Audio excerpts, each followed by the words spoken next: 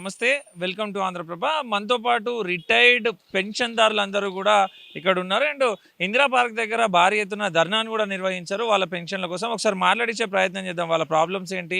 Government దృష్టికి ఏం తీసుకెళ్లదలుచుకున్నారనేది వాళ్ళ మాటల్లోనే తెలుసుకుందాం. సార్ నమస్తే సార్. నమస్తే అండి. నా పేరు విజయరామరాజు.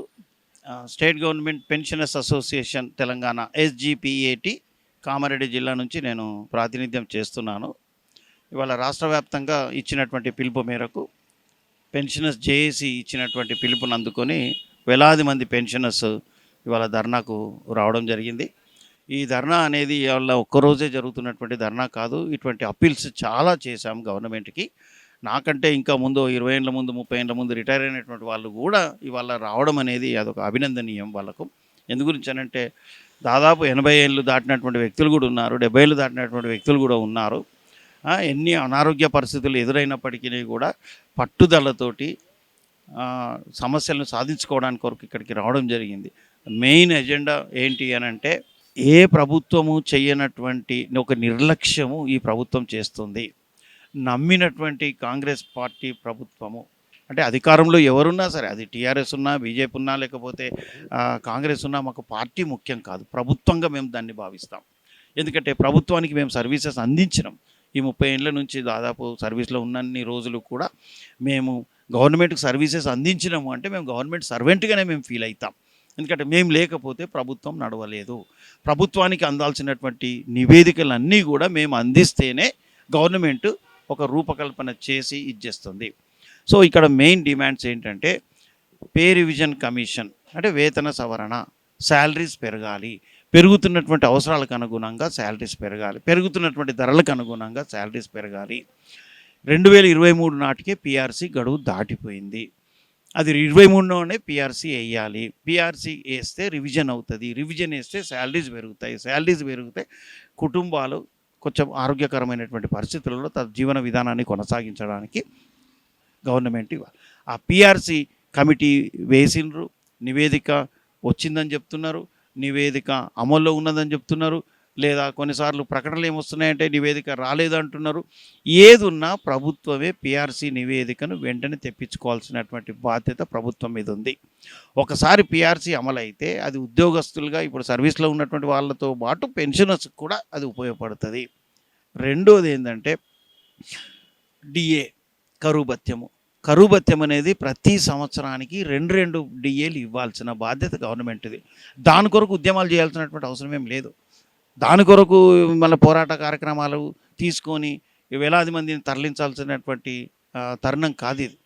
డిఏలు ఇవ్వాల్సినటువంటి బాధ్యత ప్రభుత్వానిదే. కారణం ఏంటంటే 6 నెలలకు ఒకసారి ఒక డిఏ ఇవ్వాలి.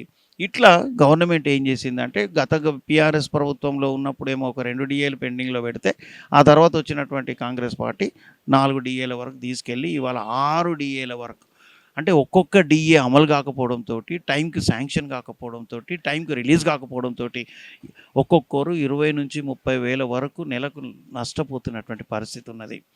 సో కరువు భత్యం పేరిట గవర్నమెంట్ కాలయాపన చేయడం సరైనది కాదు.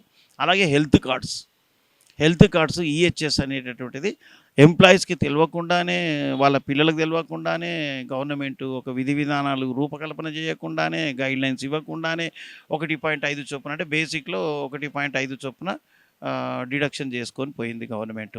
అది జూన్ నుంచి మే నుంచి కొనసాగుతూ ఉన్నది. ఇప్పటి వరకు దాదాపు 2-3 నెలలు అవుతుంది, ఇంతవరకు హెల్త్ కార్డ్స్ లేవు. మేము డిమాండ్ చేసింది ఏంటంటే క్యాష్లెస్ ట్రీట్మెంట్ ఇవ్వండి, నగదు రహిత చికిత్స. ఎందుకంటే గవర్నమెంట్ హాస్పిటల్స్లలో ఫ్రీ ట్రీట్మెంట్ ఉండాలి, క్యాష్లెస్ ఉండాలి.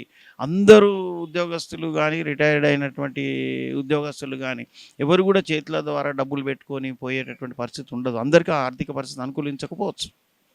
కానీ గవర్నమెంట్ ఏం చేయాలి అని అంటే క్యాష్లెస్ ట్రీట్మెంట్ ఇవ్వండి అని చెప్పని మేము డిమాండ్ చేస్తూ ఉన్నాం.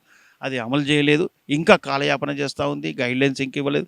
అసలు ఏ హాస్పిటల్లో ఏ ట్రీట్మెంటు, ఏ చికిత్స ఎట్లా ఉంటుందో తెలియనటువంటి పరిస్థితులలో ఇలా కొట్టుమిట్టాడుతూ ఉన్నారు. ఇవన్నీ లేక ఆందోళన చెందినటువంటి పెన్షనర్స్ ఎవరైతే ఉన్నారో వాళ్ళు అకాల మరణం చెందినటువంటి పరిస్థితులు ఉన్నాయి. గౌరవ ముఖ్యమంత్రి రేవంత్ రెడ్డి గారికి లెటర్స్ రాసి చనిపోతున్నారు. ముఖ్యమంత్రి గారు, నేను హాస్పిటల్లో ట్రీట్మెంట్ చేసుకోవాలి, నాకు డబ్బులు లేవు, మీరు క్యాష్లెస్ ఇస్తారా? లేదు అని అంటే మరి మాకు ఏదైనా ఈహెచ్ఎస్ కార్డు ఇస్తారా, ఏది ఇస్తారా, లేదంటే మాకు పిఆర్సీ అన్నీ ఇవ్వండి, డబ్బులన్నీ ఇవ్వండి, మాకు రావాల్సినటువంటి బకాయిలన్నీ ఇస్తే మేము ట్రీట్మెంట్ చేసుకుంటాం అంటున్నారు. అట్లా లెటర్స్ రాసి చనిపోయినటువంటి వాళ్ళు దాదాపు ఒక 75-80 మంది వరకు ఉన్నారు ఇక్కడ. సో గవర్నమెంట్ దగ్గర డబ్బు లేదా అంటే ఖచ్చితంగా డబ్బు ఉంది. అందరూ ఏమంటారంటే గవర్నమెంట్ దగ్గర డబ్బు లేదు అంటారు, బడ్జెట్ లేదు అంటారు. మేము బిలీవ్ చేస్తున్నది ఏంటంటే గవర్నమెంట్ దగ్గర డబ్బు ఉంది, ఉన్న డబ్బు ఉంది కాబట్టి ఇవ్వడానికి ఇష్టపడట్లేదు. అసెంబ్లీలో బడ్జెట్ ప్రవేశపెట్టేటప్పుడే గవర్నమెంట్ ఏం చేస్తుంది అని అంటే ఏ రంగానికి ఎంత ఖర్చు పెట్టాలా, ఏం సంగతి అనేది గవర్నమెంట్ ఒక డాటా తయారు చేసుకుంటుంది. నీ దగ్గర డబ్బు లేదని నేను ఎట్లా అనాలి? సో ఉద్యోగస్తులకు రావాల్సినటువంటి జీపీఎఫ్, ఉద్యోగస్తులకు రావాల్సినటువంటి లీవ్ ఎన్కాష్మెంటు, ఉద్యోగస్తులకు పెన్షనర్స్కి రావాల్సినటువంటి జిఐఎస్, ఇన్సూరెన్సు, ఇవన్నీ కూడా ఇతర రంగాలకు డైవర్ట్ చేస్తూ ఉంది. ఉచిత పథకాల పేరు మీద, ఉచిత పథకాలకు మేమేం వ్యతిరేకం కాదు, కానీ వేరే రంగాలకు డైవర్ట్ చేస్తూ మా డబ్బును, సొంతంగా దాచుకున్నటువంటి డబ్బును, జీపీఎఫ్ లాంటి డబ్బును గవర్నమెంట్ తీసేసుకొని చెల్లించట్లేదు. చివరిగా రిటైర్ అయినటువంటి వాళ్ళకు గ్రాట్యుటీ అనేది ఒక అమౌంట్ వస్తుంది, డెత్ కమ్ రిటైర్మెంట్ గ్రాట్యుటీ అనే ఒకటి రావాలా. ఆ గ్రాట్యుటీ ఇంకా ఇవ్వలేదు, కంప్యూటేషన్ అమౌంట్ రాలేదు. సో రిటైర్ అయినటువంటి రోజు నుంచి మొదలుకొని 2 నెలల్లో 3 నెలల్లో ఆ డబ్బు రావాలా. ఆ డబ్బు అందట్లేదు, గవర్నమెంట్ దగ్గర ఉండిపోయింది. ఇటు బకాయిలు రాక ఉద్యోగస్తులు కానీ పెన్షనర్స్ కానీ ఆందోళన చెంది ఒక్కొక్కరికి మినిమం 20 లక్షల నుంచి 70 లక్షల వరకు రావాలి. సీనియర్స్ అయినటువంటి ఎంప్లాయీస్ ఎవరైతే రిటైర్ అయినారో వాళ్ళకు దగ్గర దగ్గర 60-70 లక్షలు రావాలి. ఒక లెక్చరర్ రిటైర్ అవుతున్నాడు అంటే ఆయనకు 70 లక్షలు రావాలి. ఆ డబ్బు రావట్లేదు, గవర్నమెంట్ దగ్గర ఆగిపోయింది. సో కోర్టుకు పోతే మేము చెల్లిస్తామని చెప్పని కొంతమంది అంటున్నారు. కోర్టుకు పోతేనే ఇస్తాము అని కాదు, కోర్టుకు పోకపోయినా మాకు డబ్బు రావాల్సినటువంటి బాధ్యత గవర్నమెంట్ మీద ఉంది. సో పిల్లలు పెళ్ళిళ్ళకు ఉంటున్నారు, ఇళ్ళల్లో మన ఏంటి ఇంటి నిర్మాణం కొరకు వాళ్ళు కష్టపడతారు. ఓకే, పిల్లల ఆరోగ్యాలు ఉంటాయి, ఆడపిల్ల పెళ్లి చేయాల్సినటువంటి బాధ్యత ఉంటుంది, కొడుకులతోటి ఉన్నటువంటి సంబంధాల మేరకు వాళ్ళు కుటుంబాలు గడుపుకోవాలి, భార్యాభర్తలైనటువంటి వాళ్ళందరూ కూడా వీళ్ళు ఆరోగ్యంగా ఉండాలి అని అంటే సకాలంలో ఈ డబ్బు ఎవరికి రావాల్సినటువంటి డబ్బు వాళ్ళకి ఇచ్చేయాలి. సో ఇవాళ డిమాండ్ ఏంటంటే ఖచ్చితంగా ప్రభుత్వం పిఆర్సీ ప్రకటించాలి, వెంటనే 6 డిఏలను కాలయాపన చేయకుండా వెంటనే ప్రకటించాలి. జీపీఎఫ్, జిఐఎస్, తదితర అమౌంట్ ఇవన్నీ కూడా వెంటనే చెల్లించాలని చెప్పి మేము డిమాండ్ చేస్తూ, ఒకవేళ ప్రభుత్వం కనుక త్వరలోనే ఇంకా సిద్ధపడకపోతే ప్రభుత్వంపై ఒత్తిడి తీసుకొచ్చి అన్ని పెన్షనర్స్ అసోసియేషన్స్ ఇవాళ ఉద్యమించినట్టే మరో పోరాట కార్యక్రమానికి మేము సిద్ధమవుతామని చెప్పి తెలియజేస్తున్నాం.